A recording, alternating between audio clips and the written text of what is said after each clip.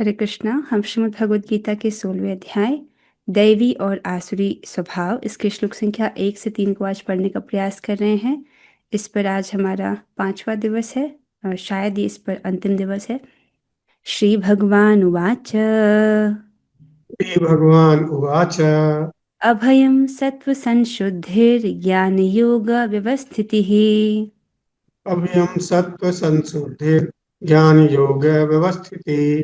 दानं दमश्च यज्ञश्च स्वाध्यायस्तप आर्जवम् दानं तपस्य यज्ञश्च स्वाध्यायस्य तप आर्जवम्। अहिंसा सत्यम अक्रोधस् त्यागः शान्तिरपैशुनम् अहिंसा सत्यम् अक्रोधस्त्यागः शान्तिरपेशुनम्। दया भूत्वेष्वलोलुप्त्वं मार्दवं ह्रीर्च अचापलम् दयाभूतेषु अलोलुप्तं मार्दवम् हीर अचापलम्। तेजः क्षमा धृतिः शौचम् अद्रोहो नातिमानिता तेजः क्षमा धृतिः शौचम् अद्रोहो नातिमानिता। भवन्ति सम्पदं दैवीम् अभिजातस्य भारत।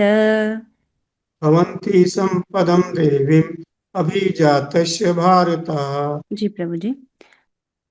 श्री भगवान ने कहा, हे भरत पुत्र, निर्भयता, आत्मशुद्धि, आध्यात्मिक ज्ञान का अनुशीलन। तो यहाँ पर भगवान दिव्य गुणों का वर्णन कर रहे हैं। ये 3 गुण किसके हैं? सन्यासी के। दान, आत्मसंयम, यज्ञपरायणता, ये 3 गुण है गृहस्थ के। वेदाध्ययन है ब्रह्मचारी का गुण। तपस्या बताया गया है वानप्रस्थ के लिए, वानप्रस्थी के लिए। अब यहाँ पर ब्राह्मण, इसके बाद भगवान 4 आश्रमों के गुणों का वर्णन करने के बाद चारों वर्णों के गुणों का वर्णन करते हैं, जिसमें पहले वो ब्राह्मण के 12 गुणों को कहते हैं। क्या है वो गुण? सरलता, अहिंसा, सत्यता, क्रोध विहीनता, त्याग, शांति, छिद्रान्वेषण में अरुचि अर्थात दूसरों में छेद ढूंढना, अर्थात दूसरों में दोष ढूंढना, ऐसे में अरुचि। तो दूसरों में निंदा नहीं करता, वो दूसरों में दोष नहीं ढूंढता।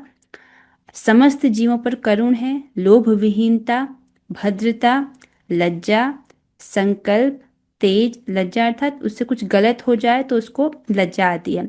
जो दुष्ट स्वभाव के व्यक्ति हैं उनसे कुछ गलत हो जाए तो उनको लज्जा नहीं आती है, उनको अच्छा लगता है। जैसे कंस, जैसे कि शिशुपाल, वो भगवान का अपमान कर रहे हैं और उसमें सोच रहे हैं कि हमने बहुत अच्छा कार्य किया।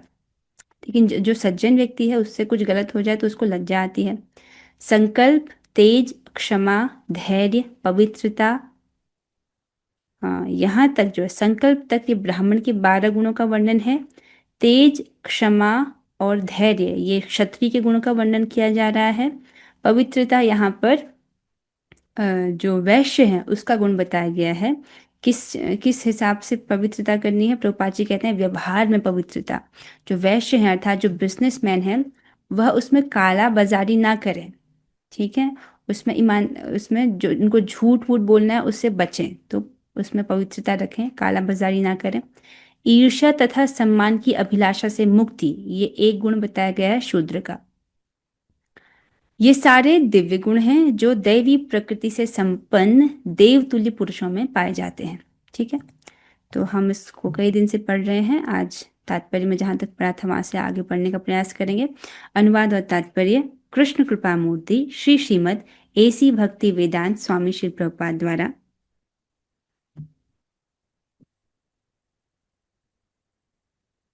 हाँ, तो हम पढ़ रहे थे, हमने कल ब्राह्मण के 12 गुणों का वर्णन सुना था। आज हमको क्षत्रिय के गुण पढ़ने हैं। हाँ, तो यहाँ पर यहाँ से शुरू होता है। यहाँ पर तेजस शब्द क्षत्रियों के निमित्त है। क्षत्रियों को अत्यंत बलशाली होना चाहिए जिससे वह निर्बलों की रक्षा कर सकें। ठीक है, तो उन्हें अहिंसक होने का दिखावा नहीं करना चाहिए। हाँ, तो जो पहला गुण बताया गया है क्षत्रियों का वो क्या है? तेज, मतलब दूसरों को, तेज का मतलब होता है दूसरों पर प्रभाव डालने की क्षमता। तो यहाँ पर प्रभुपाद जी बता रहे कि उनको अत्यंत बलशाली होना चाहिए ताकि जो उनके शरणागत हो, ताकि वो निर्बलों का की रक्षा कर सकें। ठीक है, तो उनको अहिंसक होने का दिखावा नहीं करना चाहिए। जैसे धर्म युद्ध हो रहा है, वहां पर क्षत्रियों की आवश्यकता है कि वो युद्ध करें और मासूमों की रक्षा करें, और वहां पर वो अ, इस प्रकार से अहिंसा को स्वीकार करें, तो ये उनके लिए दिव्य नहीं है।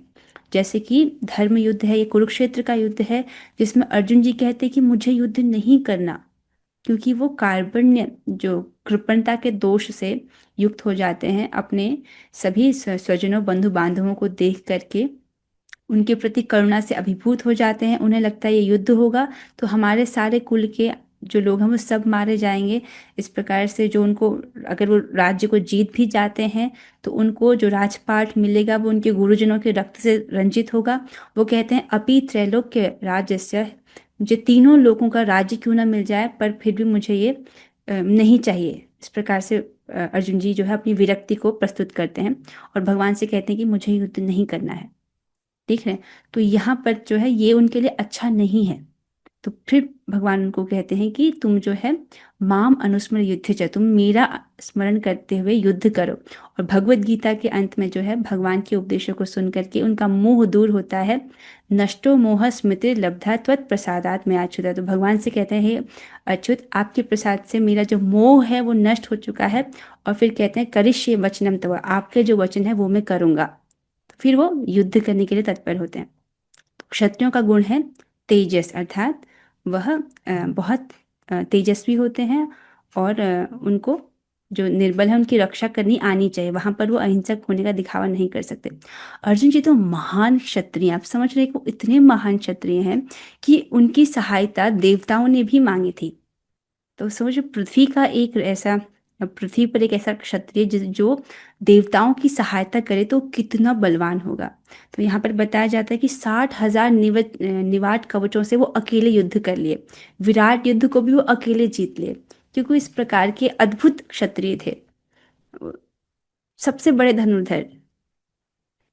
आगे चलेंगे। यदि हिंसा की आवश्यकता पड़े तो हिंसा दिखानी चाहिए, लेकिन जो व्यक्ति अपने शत्रु का दमन कर सकता है उसे चाहिए कि कुछ विशेष परिस्थितियों में क्षमा कर दे।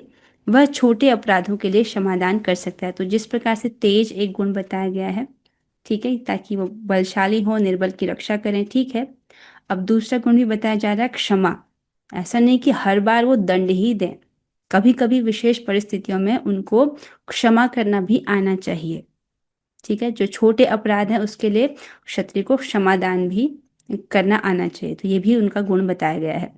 और एक और गुण बताया गया है धैर्य, जिसको तात्पर्य में प्रभा जी नहीं बता रहे। अ, धैर्य का मतलब आचार्य समझाते हैं कि जो है शरीर अगर क्षीण हो जाए तो भी उनमें बल धारण करना।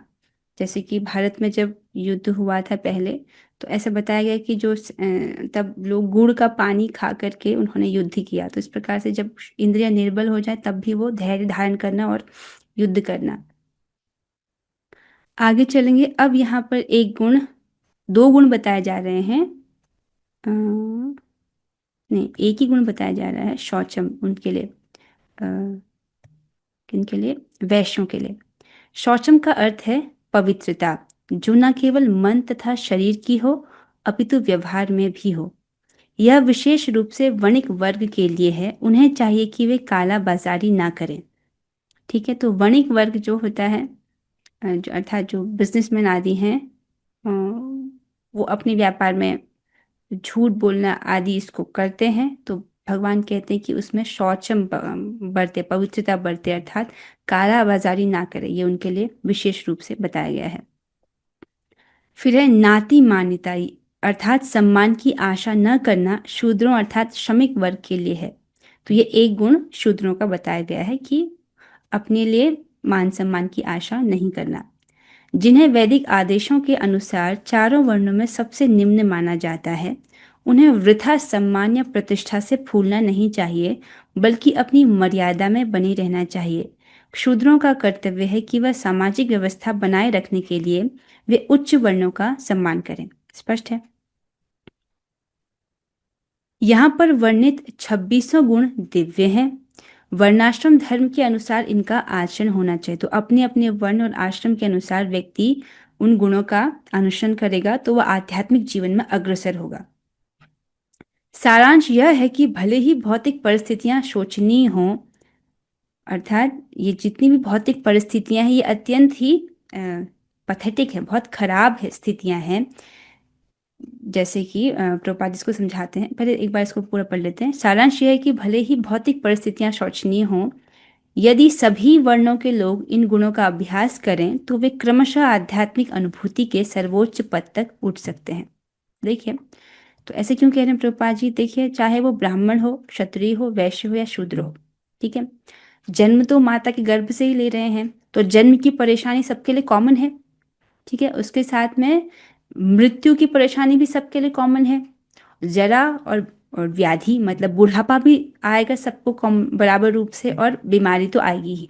तो इस प्रकार से जो चारों परेशानियां हैं ये कॉमन है, चाहे वो ब्राह्मण हो, क्षत्रिय हो, वैश्य हो, शूद्र हो, चाहे किसी भी वर्ण आश्रम का हो।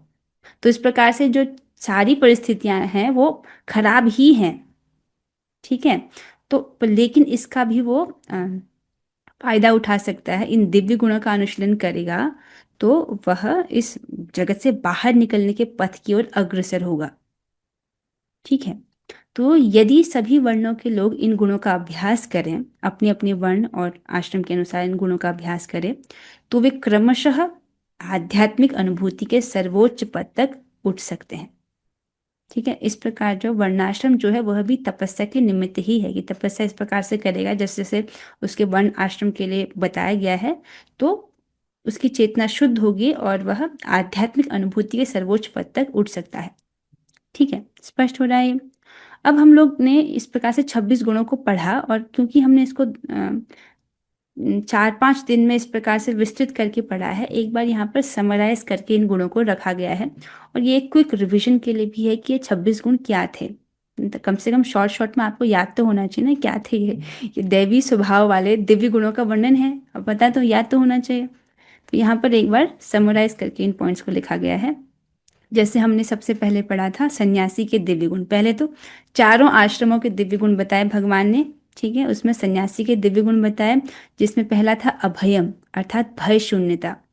तो ऐसा क्यों है? क्योंकि वह भगवान पर ही पूर्णतः आश्रित है और भगवान पर ही उसको पूर्ण विश्वास है, धन पर भी आश्रित नहीं है वो, ठीक है। ये सोचे कि मैं अकेला रह लूं पर धन तो चाहिए, नहीं, धन पर भी आश्रित नहीं, किसी पर आश्रित नहीं है, केवल भगवान पर आश्रित है।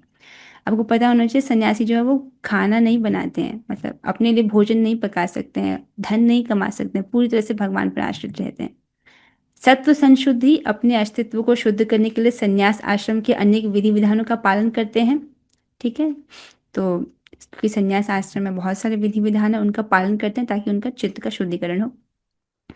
फिर है ज्ञान योग व्यवस्थिति, ये उनका तीसरा गुण है, अर्थात ज्ञान के अनुशीलन में लगना, जिसमें प्रभुपाद जी बताते हैं द्वार द्वार भिक्षाटन कर गृहस्थों को कृष्ण भावनामृत प्रदान करें। तो ज्ञान के अनुशीलन में सबसे प्रमुख था कि वो गुरु के मुख से श्रवण करें, सुनना बहुत प्रमुख है, और कृष्ण भावनामृत जो है वो दूसरों को प्रदान करें, स्पेशली गृहस्थों के घर जा जा करके। तो ये उनका दिव्य गुण है। फिर गृहस्थी के गुणों को बताया था दान, दम और यज्ञ, ठीक है। दान देना, जिसमें विभिन्न प्रकार के दानों को हमने पढ़ा। दम अर्थात बाह्य इंद्रियों का संयम, तो उन पर बोला गया कि गृहस्थों पर भी मैथुन जीवन के लिए प्रतिबंध है और इसका उपयोग केवल कृष्ण भावना भावित संतानोत्पत्ति के लिए किया जाना चाहिए। और यज्ञ अर्थात यज्ञ करना, और यज्ञ में प्रभुपाद जी ने बताया कि जप यज्ञ करो, हरे कृष्ण महामंत्र का जप करो। फिर हमने ब्रह्मचारी के दिव्य गुण पढ़े, जैसे कि स्वाध्याय या वेदाध्ययन। उनके लिए कहा गया कि स्त्रियों से किसी प्रकार का संबंध नहीं होना चाहिए और उन्हें ब्रह्मचर्य जीवन बिताना चाहिए। फिर उसके उसके बाद हमने वानप्रस्थी आश्रम के गुण पढ़े थे, जैसे कि तपस अर्थात तपस्या, जिसमें गृहस्थ जीवन से विरक्त होने पर मनुष्य को शरीर, मन और वाणी का संयम बरतना चाहिए, जिसमें हमने 3 प्रकार की तपस्या पढ़ी, शरीर की तपस्या, मन की तपस्या और वाणी की तपस्या। ये विशेष रूप से वानप्रस्थी के लिए है।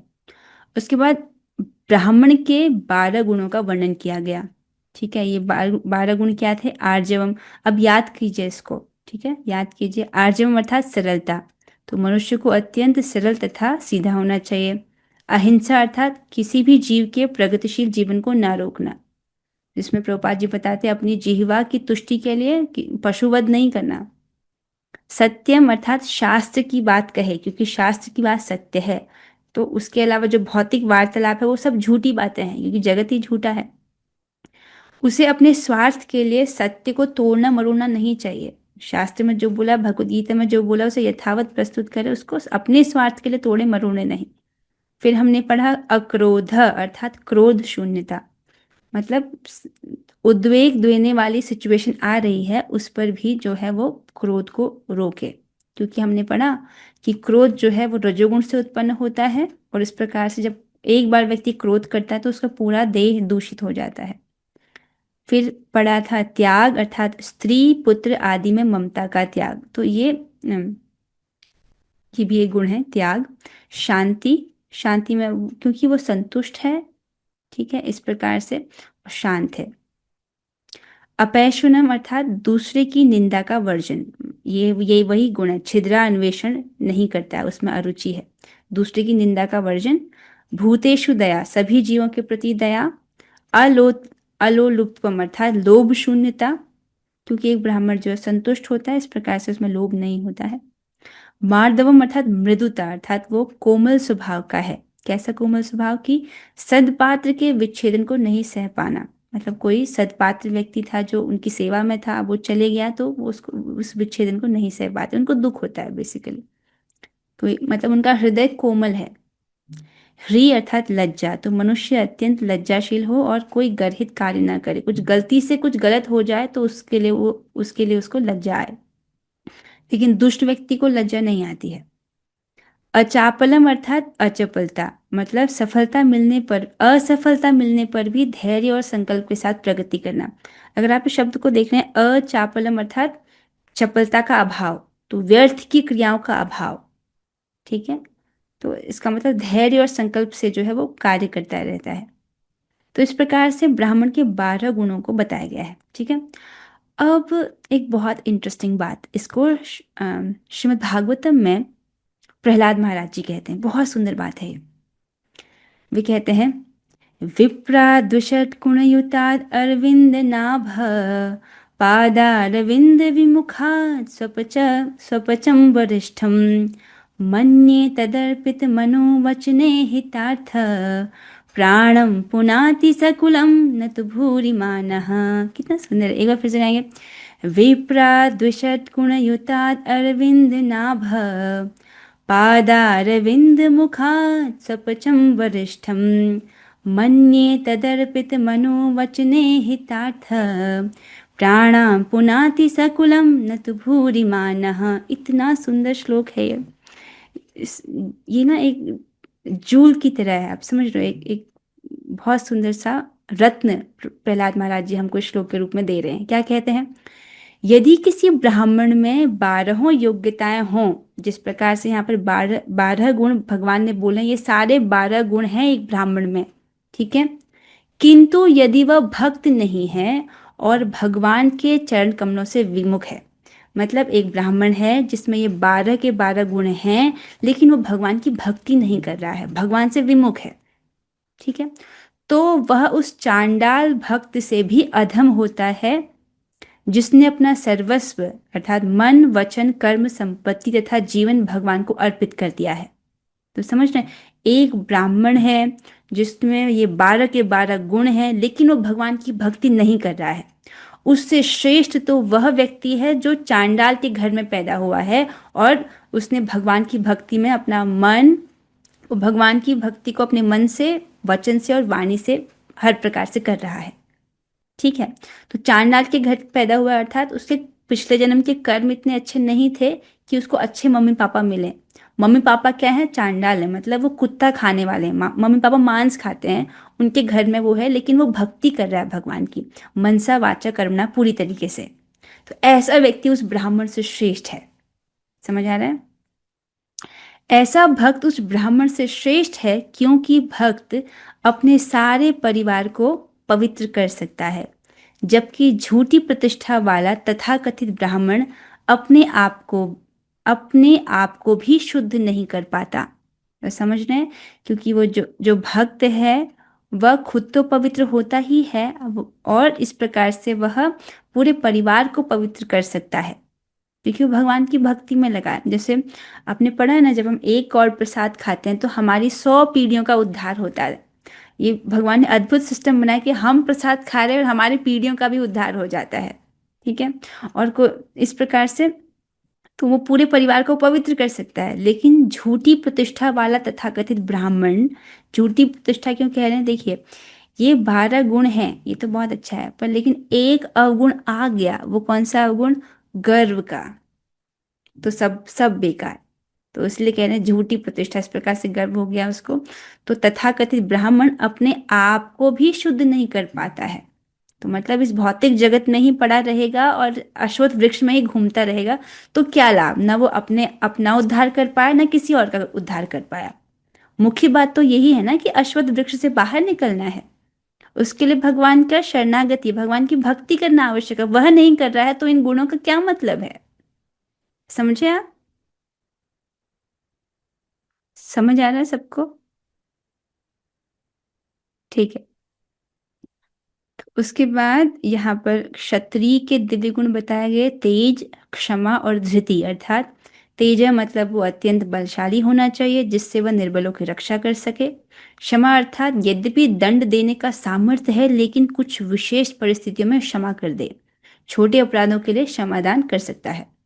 और धृति अर्थात थकी हुई इंद्रियों और शरीर को सहारा देना ताकि उनमें शक्ति बने रहे। जैसे युद्ध कर रहा है, इंद्रियां थक गई हैं, लेकिन उस अवस्था में भी अपने इंद्रियों को सहारा देना और युद्ध करना।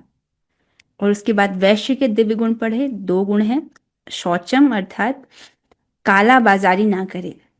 ठीक है। वाणिज्य में कपट, झूठ और अन्य बुरे गुणों से दूर रहना। दूसरा गुण बताया गया है अद्रोह अर्थात द्रोह शून्यता, दूसरे की हिंसा करने के लिए तलवार आदि नहीं उठाना। ठीक है। तो ये है 2 गुण जो हैं ये वैश्य के लिए बताए गए हैं। और क्षूद्र का दिव्य गुण क्या है, एक ही गुण बताया गया है, नाति मान्यता अर्थात अभिमान शून्यता, अर्थात स्वयं स्वयं में सम्मान या प्रतिष्ठा की भावना की शून्यता। अपने लिए सम्मान प्रतिष्ठा की भावना नहीं होनी चाहिए और उच्च वर्णों का वो सम्मान करे, ये एक शूद्र व्यक्ति से एक्सपेक्ट किया जा रहा है। ठीक है। तो इस प्रकार से ये चारों वर्णों, चारों आश्रमों के भगवान ने दिव्य गुणों का वर्णन किया है। तो अपने वर्ण और आश्रम से इसका, अपने वर्ण आश्रम के अनुसार इसका अनुसरण करना है। अब यहाँ पर एक नोट दिया गया, उसको पढ़ लेते हैं। कोई व्यक्ति प्रकृति के किसी भी गुण में हो सकता है, परंतु यदि वह वर्ण और आश्रम के नियमों के अनुसार चलता है तो उसके स्वभाव को दैवी कहा जाता है। ठीक है। और ऐसा व्यक्ति मुक्ति की ओर उन्मुख होता है। तो अपने वर्ण और आश्रम के अनुसार, जैसे देखो जो ये जो वर्णाश्रम है ये गुण और कर्मों के आधार पर है। जैसे रजोगुण, तमोगुण, सतोगुण, ये गुण है ना, जीवात्मा ने अपने पूर्व जन्मों में जो भी गुण अर्जित किया उसके आधार पर उसको अगला शरीर प्राप्त होता है। तो जो ब्राह्मण हैं वो सतोगुणी हैं, जो क्षत्रिय हैं वो रजोगुणी हैं, मतलब उनके चित्त में रजोगुण अधिक है, और जो वैश्य हैं उनमें रजोगुण और तमोगुण का मिक्सचर है, और जो शूद्र हैं उनमें तमोगुण अधिक होता है। ठीक है। इस प्रकार से गुण किसी भी गुण में हो सकता है व्यक्ति, ये जन्म के आधार पर नहीं है। ठीक है। ये लोग गलती करते हैं ये समझने का, सोचने कि जो ब्राह्मण का पुत्र है वो ब्राह्मण होगा, ऐसे नहीं होता है। उसमें ब्राह्मणों के गुण होना चाहिए, गुण हैं तो हम उसको मानेंगे। परंतु यदि वह वर्ण और आश्रम के नियमों के अनुसार इस प्रकार से कर रहा है तो उसको दिव्य माना जाता है। जिन गुणों का वर्णन यहाँ नहीं किया गया है उनको भी यहाँ सम्मिलित कर लेना चाहिए, यह सूची पूर्ण नहीं है। यह दिव्य गुण देह के आरंभ होते समय उस व्यक्ति में प्रकट होते हैं जिसकी शुभ वासना होती है और जो पहले किए गए पुण्य कार्यों के कारण उत्पन्न होती है। यह देह प्राप्त होने पर फलीभूत होती है। इसको समझिए क्या कह रहे हैं।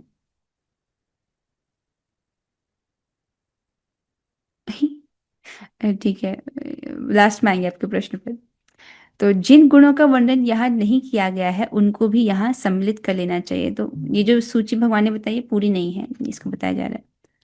और ये दिव्य गुण किस प्रकार प्राप्त होते हैं व्यक्ति को, ये भी तो समझना चाहिए। तो बोल रहे हैं कि जब देह का आरंभ होता है, अर्थात किसी का जन्म हुआ है, तो देह के आरंभ होते समय उस व्यक्ति में ये दिव्य गुण प्रकट होते हैं जिसकी शुभ वासना होती है और जो पहले के किए गए पुण्य कार्यों के कारण होती है। अर्थात पिछले जन्म में उसने जिस प्रकार के कर्म किए हैं, जिस प्रकार से उसने गुण कमाए हैं, तो जैसा उसने गुण कमाया, जैसी चेतना उसकी है, वही उसको अगले जीवन में ट्रांसफर की जाती है। ठीक है। इसलिए बहुत आवश्यक है कि हम अपने जीवन में इन अच्छे गुणों का अनुशीलन करें, अगर अगला जन्म लेना पड़ा तो ये गुण वापस हमको मिल जाएंगे। ठीक है।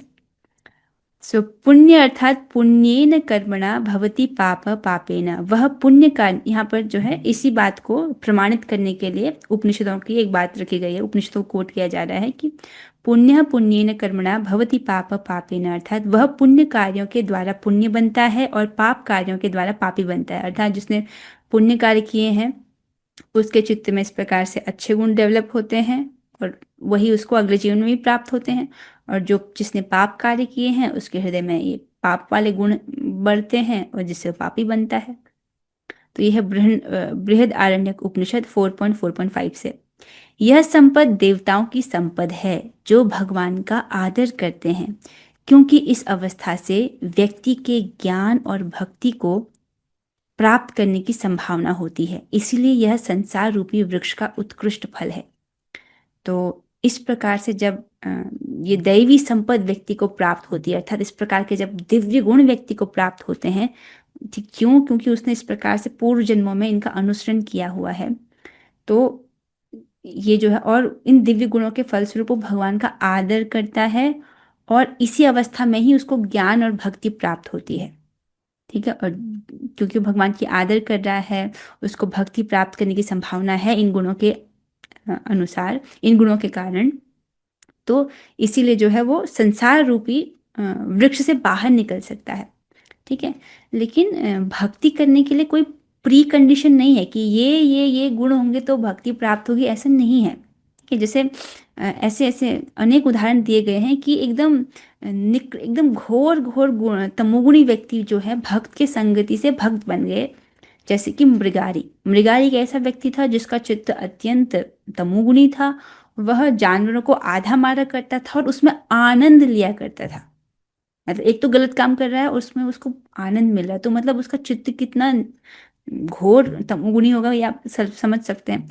लेकिन जब उसको नारद मुनि जी का संग प्राप्त होता है तो नारद मुनि जी उसको भगवान की भक्ति करने को कहते हैं। आप कहानी जानते हो तो मैं अधिक नहीं बता रही हूँ। तो भक्ति करता है ये सब, उसके बाद वो जानवरों की हत्या करना छोड़ देता है और 1 साल में ही उसके चित्त में इतना परिवर्तन होता है कि तब वो चींटियों को भी हानि नहीं पहुंचाना चाहता था, मतलब चींटियों से को भी बचा बचा कर चल रहा था। ऐसा उसका चित्त हो गया है कि वो हिंसा बिल्कुल नहीं करना चाहता है। ठीक है। तो उसमें तो कोई कंडीशन नहीं देखी गई कि मृगारी के पास ये गुण होना चाहिए, मतलब चाहे कैसा भी व्यक्ति हो, कैसे भी उसके गुण हो, भक्ति करेगा तो अपने आप को दिव्य बन जाएगा। ठीक है। ओके। इसके साथ जो है ये तात्पर्य यहाँ पर पूरा होता है। तो एक भक्त का प्रश्न देखो कि कैसे हरे कृष्ण माता जी, क्या है शौचनी का अर्थ, क्या यही तो बताया। अच्छा ठीक है, शौचनी का अर्थ ही होता है कि पथेटिक, मतलब बहुत खराब। जैसे कि अ, कोई भी व्यक्ति इस भौतिक जगत में फंसा है तो ये अच्छा थोड़ी है, चाहे वो ब्राह्मण के शरीर में हो, चाहे वो क्षत्रिय हो, चाहे वो वैश्य हो, चाहे शूद्र हो। ठीक है।